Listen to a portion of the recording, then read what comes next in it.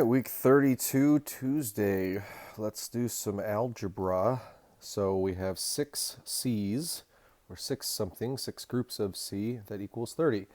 And then here it says that 6C minus 6 equals 30. So that's really confusing because that's 2 different problems. So I don't know why this has 2 different problems here. I know in the first problem we would divide by 6 so that we could then divide 30 by 6 and find out that C equals 5. But if we did that here, C would have to equal 6 because we are taking the 6 away. So we'd be adding that 6 over here, making it 36. And so the 6 C's would equal 36. So either cross this one out or cross this one out. I don't know what's going on here. Number 2, though, that is just one set problem. So 3 groups of W divided by 5 equals 3. So I'm going to go ahead and get rid of the divided by 5 by using times 5, which means I have to do times 5 to this side. Remember, keep it balanced, right? This is our little balance beam. And so that cancels this. So now we have 3W equals 15. Okay, so now we're going to divide by 3 and divide this by 3 and find out that W would have to equal, what's 15 divided by 3? 5. So now let's plug it in and make sure. Let's do 3 times 5 divided by 5. Does that equal 3? Well, of course it does. 15 divided by 5 is 3. These two things right here, remember, those cancel out. 3 equals 3. Oh, well, yeah, we could have seen that. Okay, so I'm putting this fraction up here to show you one of the 2 ways to do this. This is the mental math way, even though I'm writing it down, but you get the idea. So a percentage, remember, percent is per 100 for every 100. So 15% is 15 out of 100. And simplifying that, dividing both of these by 5, you get 3/20ths, okay? That's important because that means that there's 20 total pieces in our percentage now, and 3 is what we have. That is 12. Okay, so you can already, 3 and 12 have a pretty easy connection, so that's where the math starts, the mental math starts to come in. So if 12 is the 3, right, that's divided by 4, and 3 times 4 is the 12, then we could do, to find the total, we need to do, it'd be 12 over blank equals 3 over whatever, so since 3 times 4, we would do 20 times 4. And so we could literally just do 20 times 4 is 80, so the answer is going to be 80 students. If that didn't really make sense, that's okay. I didn't explain it very well. I've done it before, though, and explained it very well on another video that you can look up called Percentages to Fractions and to Decimals and Percentages of Amounts, or something like that. But I've got several videos on this. The other way, of course, is just to divide. If we just take the 12 students and we divide by 15% as a decimal, which is 0.15. Now remember, we don't want to divide by decimal, so we're going to move it over twice, times 100, right? So that's going to be 1,200 divided by 15. Well, 15 goes into 120. 4 is 60, so 8 times, which is 120, leaving you 0. And then you've got another 0 to add on. So again, we still end up at 80 students.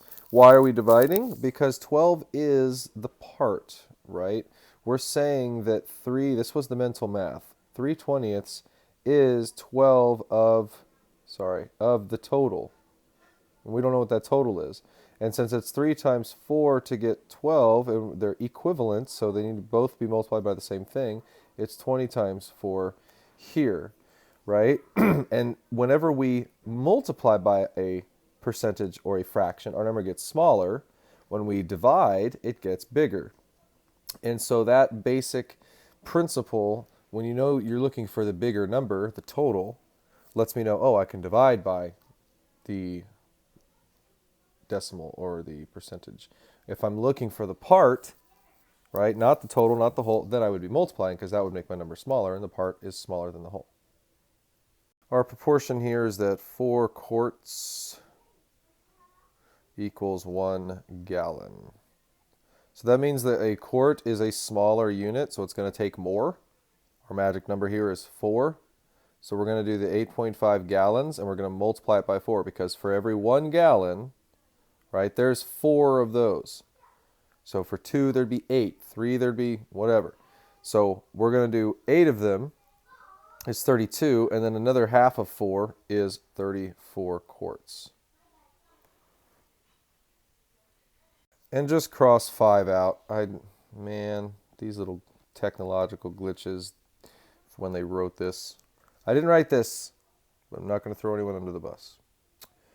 All right, surface area. Remember, surface area is the space on the outside of all of the surfaces of a three-dimensional figure, not the inside. So we're looking for the areas of each surface, and then we're going to add them together. So it looks like we have a total of 5 surfaces. We have this triangle plus the triangle that would be on the back, right? It's opposite. We have the left side, and then it peaks at the top, and we have the right side, and then we have the bottom. Okay, so it's 5 surfaces.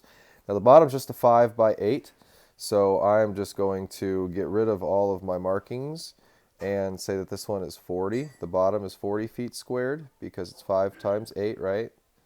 The triangle has a base of 5 and a height of, this is supposed to be a right angle, okay, and a height of 4. Has to be the same as that, right? So because it's opposite side, and this is a rectangle or a parallelogram. And so 5 and 4 is 20, divided by 2 is 10, right? Base times height divided by 2. And so the opposite triangle is going to be 10. All right, so now we have this parallelogram, which is different than the parallelogram on that side, since we have a right triangle there. So we have 4 by 8, right? If this is 8 over here, then this is also 8. So 4 by 8 is 32. All right, so we got 32 foot squared. Now this side is 6.4 feet by 8. So we're going to have to do that off to the side. 32, 48, 49, 51 with a decimal, 51.2 feet squared. All right, so now we're going to add up 51.2, our 2 tens, which is 20. Make sure you line up your decimals. 40 and the 32 to get our total. 7 and 7 is 14. 143.2 square feet is our final surface area. Okay, I don't know what this is because it's just an N. It's supposed to probably be a rectangular prism, I would think, because there's just maybe a length, a width, and a height. It can't be a cube because otherwise they'd all be the same numbers. But I'm just going to imagine that it's like a 3 by 2 by 2. Something like this, maybe. Looks like a cube, but it's a rectangular prism. I don't know. So I'm just going to go with the 3 by 2 by 2. Because there is a formula for surface area when you have a rectangular prism, right? And the formula for surface area looks something like this, right? You've got the front and the back. So you've got 2 sets of length and width, right? And then you're going to add that to 2 sets of, you've got the right and the left, don't you? So wouldn't that be like the width and the height? And then you've got 2 sets of the top and the bottom, which is going to be the length and the height. And so it's really just the 3 different ways you can use these. So we can do 2 times 4, or let's do 2 times 2, right? Length and width. Plus 2 times, we've got the width and the height, which was 2 times 3. Plus 2 times the length and the height, which is 2 times 3 as well. So now you've got 4 times 2, which is 8, plus 2 times 6, which is 12, plus 2 times 6, which is 12. So you got 12 plus 12, which is 24, plus 8. So you're at 32 centimeters squared for our surface area of that. Okay, so 4x minus 4 gives us y. So if x is 1, then be 4 times 1, which is 4, minus 4, y would be 0. If x is 2, then we would do 4 times 2, which is 8, minus 4. And we just continue. 3 times 4 is 12, minus 4 is 8. 4 times 4 is 16, minus 4 is 12. Remember, area of a triangle is base times height divided by 2, or 1/2 base times height. So we're going to have 15 with 2 zeros, 1500 divided by 2. So we can do 7, which is 14, and then 5. So 750 square feet for the area of that triangle.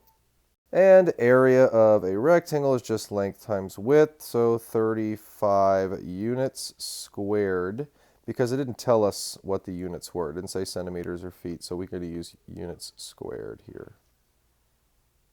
And that's it.